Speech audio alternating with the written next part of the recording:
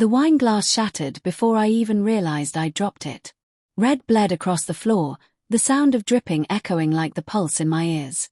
She stood across from me, arms crossed, wedding ring absent, her expression cold, distant, professional. "I've already spoken to my lawyer," she said. "You'll be hearing from him Monday. Please don't make this harder than it has to be." My mouth opened, but no sound came out. For 12 years, I'd known every flicker of emotion behind her eyes. But this time, there was nothing. No fear. No guilt. Just resolution. The silence was deafening. The hum of the refrigerator. The ticking clock. Her phone lighting up on the counter. A text notification. "See you soon, red heart hash." I stared at it. She didn't even flinch. Just slid the phone into her bag. That was the first time I realized something was rotten.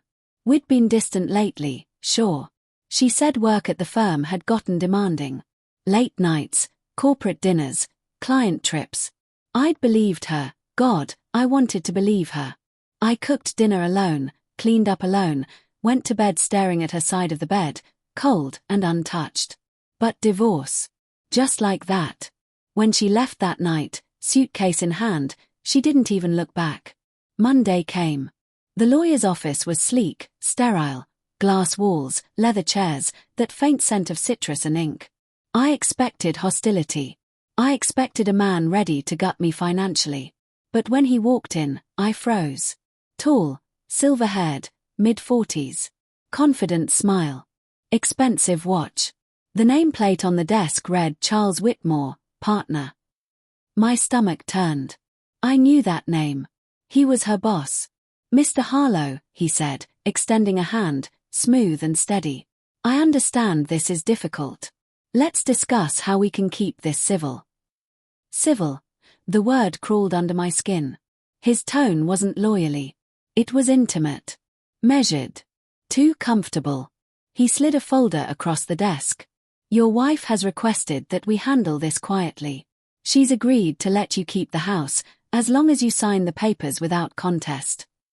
My pulse thundered. "She's agreed?" I asked slowly. "Not we've agreed." He hesitated. Just for a second. But it was enough. I caught it. The flicker of something behind his composure. Guilt. Or recognition. That night, I couldn't sleep. I replayed the meeting, every word, every glance.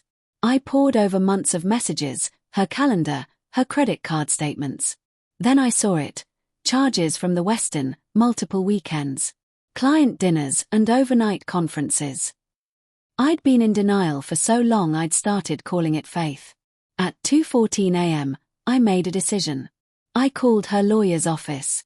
Left a voicemail. "Charles, I have a few concerns about some of the documents. Mind if we meet privately?" He called back at dawn. When I arrived at his office again, he was alone. No assistants this time. He looked tense.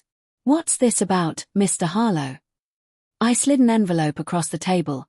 Photocopies of the hotel bills, time-stamped emails, and one very clear photo I'd found on social media. Him. Her. Same dinner table. Same date she'd told me she was out of town for training. "I thought we could be honest," I said. My voice didn't sound like mine anymore. "You're sleeping with my wife." He exhaled through his nose, calm but cornered. "This doesn't have to get messy." "It already is." "You don't understand, she." "I understand plenty," I snapped. My hands were shaking, but I leaned in. "You drafted the divorce agreement to protect your interests. You thought I'd roll over. But now I want everything on the record." His jaw tightened. "You're making a mistake." "Maybe," I said, standing. "But it's one I'll enjoy watching you both pay for." 3 days later, her lawyer withdrew from the case. When she found out, she came storming into my office, red-eyed, furious, terrified. "How dare you drag him into this?" she hissed. "You think ruining his career helps you?" "Ruining?" I laughed, but it came out hollow. He ruined himself the moment he used our marriage as leverage for his affair. Her face crumpled for the first time. It wasn't supposed to go this far, she whispered. We thought. We. I cut her off. You mean you too? Silence. Then, quietly, she said, I thought I wanted something different. Someone who listened. You were gone for so long, Daniel. Always working. Always distracted. There it was, the justification, the rationalization. The weapon disguised as a wound. I could have yelled. Thrown something. But instead, I just said, you told me to talk to your lawyer, Emily. So I did. Turns out, I learned a lot about both of you. Her lips trembled. What are you going to do? I smiled faintly. I'm going to let you regret this the same way you built it, slowly. Weeks passed. She lost her job first. The firm didn't tolerate internal scandals, especially not with client spouses. Charles resigned shortly after. The divorce went public, and quietly brutal. She got a fraction of what she wanted.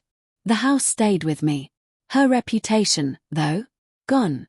The day the papers were finalized, she came by to collect the last of her things. The air between us was ghost-thick, memories, perfume, the echo of laughter that now sounded foreign.